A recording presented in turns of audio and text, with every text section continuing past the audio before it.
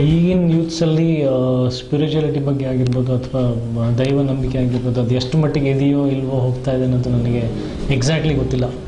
But ಆದರೆ ನಾನು ಒಂದು ಕಂಡಿದ್ದೇನಪ್ಪ ಅಂದರೆ ದಿ ವೇ ಆಫ್ ಬಿಲೀಫ್ ತುಂಬ ಬದಲಾಗ್ತಾ ಇದೆ.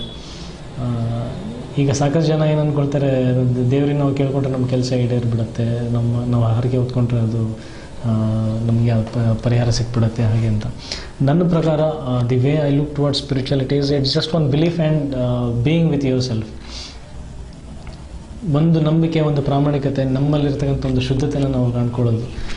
ಐ ಡೋಂಟ್ ಸಿ ಪರ್ಟಿಕ್ಯುಲರ್ಲಿ ಯಾವುದೋ ಒಂದು ಫಿಸಿಕಲಿ ದೇವರಿನ ಆಕಾರ, ದೇವರ ರೂಪ, ನಾನು ಆ ರೀತಿಯಲ್ಲಿ ನಂಬಲ್ಲ. ನಮ್ಮಲ್ಲಿ ದೇವರಿದ್ದಾರೆ, ಒಂದು ರೂಪ ಇದೆ, ನನ್ನ ಅದೂ ನಿಜ. But what I C is being with your self, the calmness, ಒಂದು ಅದೇ ನಾನು ಹೇಳಿದೆ, the purity in your self, ಅದನ್ನು ಕಂಡ್ಕೊಳ್ಳೋದೇ ಸ್ಪಿರಿಚುಯಾಲಿಟಿ ಐ ಥಿಂಕ್.